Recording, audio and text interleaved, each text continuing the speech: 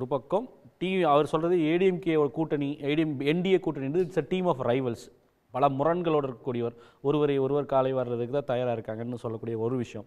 இன்னொன்று திமுக காங்கிரஸ் இன்று நடந்த பேச்சுவார்த்தைன்றது நட்பினுடைய வெளிப்பாடு அப்படின்னு சொல்கிறார்.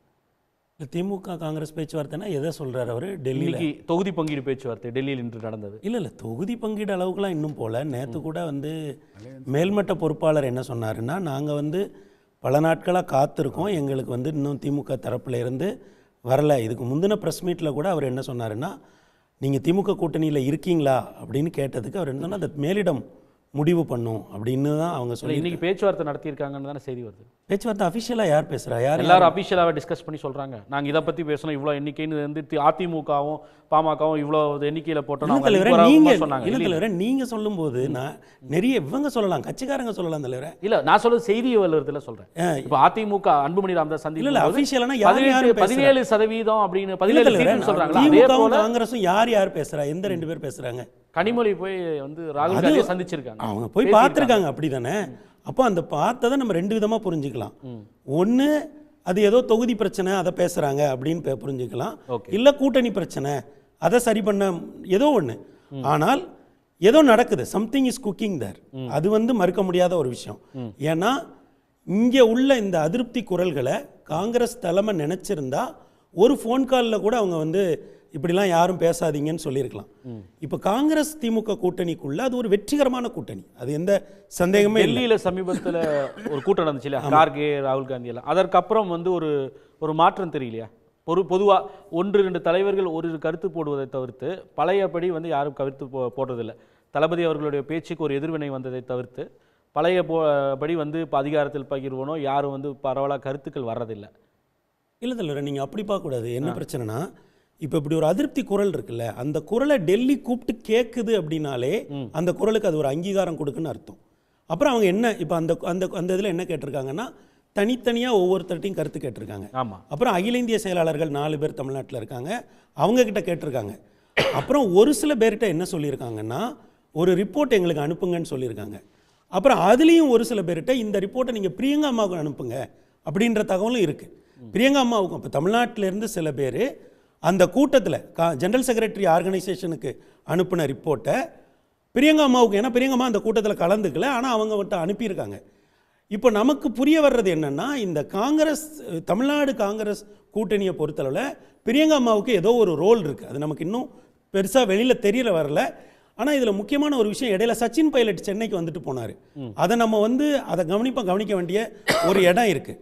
இப்போ காங்கிரஸ் திமுக கூட்டணியை பொறுத்தளவில் இதுவரைக்கும் இல்லாத வகையில் முதன்முறையாக காங்கிரஸ் ஒரு கூட்டணிக்கான ஒரு குழுவை அமைச்சிருக்காங்க. அவங்க அறிவாலயத்தில் பார்த்ததோட சரி, வேற எந்த கட்சிகளையும் அவங்க பார்க்கல. ஒரு கிரேவாக இருக்குது அந்த ஏரியா, அது ஒரு தெளிவில்லாத ஒரு ஏரியாவாக இருக்குது. நீங்கள் குறிப்பிடுற மாதிரி இன்னைக்கு செல்வ பெருந்தகை ஒரு பதில் சொல்கிறாரு. எஸ்.ஏ. சந்திரசேகர் ஒரு அழைப்பு விடுக்கிறார் அப்படின்னு கேட்டப்போ, எங்களுக்கு ராகுல் காந்தி ஏற்கனவே பூஸ்ட் கொடுத்துட்டாரு, எங்களுக்கு அதெல்லாம் நிறையா இருக்குது, தொடர்ந்து அவர் வலியுறுத்துறது நாங்கள் திமுக கூட்டணியில் தான் இருக்கோம், அடுத்த கட்டமாக பேச்சுவார்த்தைகள்லாம் இறுதி செய்யப்பட்டு எல்லா உடன்படிக்கை சுமூகமாக முடிவடையும். காங்கிரஸ் ஹைரார்க்கியை பொறுத்தளவில் ஐயா செல்வ பிறந்தைக்கு மேலே இருக்கவர் தான் மேலிட பொறுப்பாளர். தேசிய கட்சிகளை பொறுத்தளவில் அது ரொம்ப தெளிவு. அப்போது இன்னமும் அந்த கூட்டணிக்குள்ளே ஏதோ ஒரு பேச்சுவார்த்தைகள், ஏதோ ஒரு விஷயம், ஏதோ ஒரு இது இருக்குது, ஏதோ ஒரு ஏரியா ஆஃப் கிரே இருக்குங்க ஐயா. அது தெளிவாக இல்லை. அதை இப்போ நாம் இன்னைக்கு கனிமொழி அம்மா போய் டெல்லியில் பார்க்கறதே கூட, இப்போ நீங்கள் சொல்கிற மாதிரி இடங்களில் ஒரு சிக்கல் இருக்குன்னு பார்க்கலாம், கூட்டணியில் ஒரு சிக்கல் இருக்குன்னு பார்க்கலாம். ஆனால் ஒன்றுங்கய்யா, காங்கிரஸ் கூட்டணி கட்சிகளை நமக்கு இன்னைக்கு இருக்கிற நம்ம இந்த காங்கிரஸை பார்க்கக்கூடாது. காங்கிரஸினுடைய 60 ஆண்டு 75 ஆண்டுகால வரலாறுல காங்கிரஸ் கூட்டணி கட்சிகளை பாஜகவை விட கடுமையாக கையாளுவாங்கன்றது வரலாறு. நாம இப்போ இருக்கோம்ல, இப்போ தமிழ்நாட்டில் காங்கிரஸும் திராவிட முன்னேற்ற கழகமும் ரொம்ப இணக்கமாக இருக்காங்க, அதெல்லாம் வேற. ஆனால் அவங்க இயல்பா அவங்க ஆட்சி அதிகாரத்தில் மத்தியில் அதிகாரத்தோடு இருந்த பொழுது காங்கிரஸ் எப்படி கூட்டணி கட்சிகளை ஈவன் சொந்த கட்சி தலைவர்களே கையாளுவாங்கன்றது எல்லாருக்கும் தெரியும். ஐயா ரொம்ப நெருக்கமா அதே நிலையில தான் இப்ப காங்கிரஸ் இருக்கா? என்னங்கய்யா, அதே இதுல தான் இருக்காங்க. அதாவது நீங்க இன்னைக்கு இருக்கிற அப்படி இருந்தா இதுக்கு 2021ல 25 சீட்ல சுருக்கி இருக்காங்க டிஎம்கே. அதாங்க ஐயா, அதுதான் இங்க பிரச்சனை. என்னன்னா இப்ப காங்கிரஸ் தரப்புல ஒரு விஷயத்தை அவங்க சொல்லியிருக்காங்க. என்ன சொல்றாங்கன்னா, 84ல் இந்திராமா இறந்தாங்க, அதை அஇஅதிமுக அறுவடை பண்ணிச்சு, நோவுக்கு ஒரு ஓட்டு சாவுக்கு ஒரு ஓட்டுன்னு. அப்பவும் நமக்கு ஆட்சி அதிகாரத்தில் பங்கு கொடுக்கல. 91ல் ஐயா ராஜீவ் இறந்தாங்க, அப்பவும் அது அஇஅதிமுகவுக்கு சாதகமாச்சு. ஆனா அப்பவும் நமக்கு ஆட்சி அதிகாரத்துல பங்கு கொடுக்கல. 96ல் ஐயா ரஜினிகாந்த் நமக்காக தான் முதல்ல குரல் கொடுக்குறேன்னாரு, காங்கிரஸுக்கு தான் குரல் கொடுக்குறேன்னாரு. அப்புறம் அது திமுக தாவேக்காவா போய் அங்க குரல் கொடுத்தாங்க, தமாகாவா போச்சு. அப்பவும் அது வந்து பெரிய அளவுல பலம் தரல. ஆக்சுவலா சில பேர் என்ன காங்கிரஸ் ஒண்ணுமே தெரியலையே. இல்ல அதான் இல்ல அப்போ இல்லங்கய்யா, அப்போ தமாகான்றது ஒரு அப்புறம் அது திரும்ப உள்ளதானே வந்தாங்க. அது 2001 அந்த சரித்திரத்தை யாரும் கேட்கல. விஷயம் அது இல்ல, நான் கேக்குறது நான் சொல்றேன். இல்ல அப்ப 1967ல காங்கிரஸ் எப்படி இருந்ததுன்னு சொல்லி சீட் கேட்க முடியுமா? இடம் காங்கிரஸ் தலைமையை மூவ் பண்ணி இருக்கு. ஏன்னா நம்ம இன்னைக்கு ராகுல் காந்தியினுடைய பாட்டி இறந்தப்பவும் அது அவங்களுக்கு கிடைக்க வேண்டிய பலன். நம்ம ரொம்ப நேரம் இல்ல. நான் கேக்குறது, நீங்க இந்த பழைய வரலாறு எல்லாம் சொல்லிட்டு 2006-11ல கவர்மெண்ட்டுக்கு சப்போர்ட்டே டிஎம்கே சப்போர்ட், காங்கிரஸ் சப்போர்ட்ல தான் கவர்மெண்டே ரன் பண்ணாங்க, யாரும் மறுக்கல. டெல்லியில யூபிஏல திமுக சப்போர்ட்ல ஆட்சி நடந்துட்டு இருந்துச்சு 10 வருஷம். அப்ப அதையெல்லாம் இப்ப சொல்லிட்டதுக்கு அப்புறம் தானே 25 சீட்ல 21ல முடிச்சாங்க. இப்ப இதெல்லாம் சொல்லிட்டு அதிகாரத்துல பங்குன்னு கேட்டா மட்டும் போய் கொடுத்துற போறாங்க. ஐயா நான் சொல்றது, இப்ப நான் சொன்ன இந்த விஷயம் இந்த 41 பேர் போனாங்கல்ல, அவங்க பேசுனது 2021க்கு பிறகான இந்த கூட்டணியில பேசுனது. ஐயா இப்ப 2 நிலைப்பாடு இருக்கு தமிழ்நாடு காங்கிரஸ்ல. ஒன்னு, ஒரு சில பேர் திமுக கூட்டணியை எதிர்த்து பேசுறாங்க, ஒரு சில பேர் திமுக தாவேகா கூட்டணி வரணும்னு பேசுறாங்க. எனக்கு ஒன்னே தாவேகா கூட்டணி பத்தி இல்ல, காங்கிரஸ் தாவேகா வரணும்னு பேசுறாங்க. யாராவது காங்கிரஸுக்குள்ள நாம திமுக கூட்டணியில தான் தொடருவோம் அப்படிங்கிற மாதிரி யாராவது வலிமையா பேசுறாங்களா? இது ஒரு விஷயம். சிதம்பரம் சொன்னார். இருங்க, ஒரு விஷயம். சிதம்பரம் தான் முதல்ல சொன்னார். என்ன எதுல சொன்னார்? ட்வீட்டே போட்டார். ட்வீட்டர் என்ன போட்டார்? அதை படிங்க. லாஸ்ட் வரி என்ன தெரியுமா இருக்கு? இப்ப இருக்கக்கூடிய இந்த சூழ்நிலையில் ஒரு தெளிவு பிறக்கும் என்று நான் நம்புகிறேன் அப்படின்னு போட்டார். அவர் அதுக்கப்புறம் திமுகன்ற வார்த்தை அவரோட ட்வீட்ல இல்லங்க.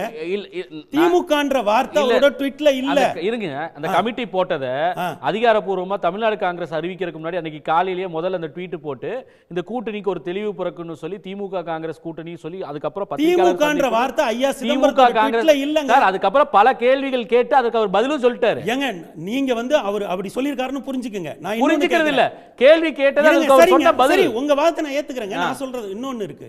ஐயா பிரவீன் சக்கரவர்த்தி தொடர்ந்து பேசிக்கிட்டே இருக்காருல்ல, யாராவது ஒருவர் தமிழ்நாடு காங்கிரஸ்ல இருந்து அவரை கண்டிச்சிருக்காங்களா? அப்படி பேசாதீங்க, அப்படி சொல்லாதீங்க, யாராவது ஒருத்தர் சொல்றாங்களா?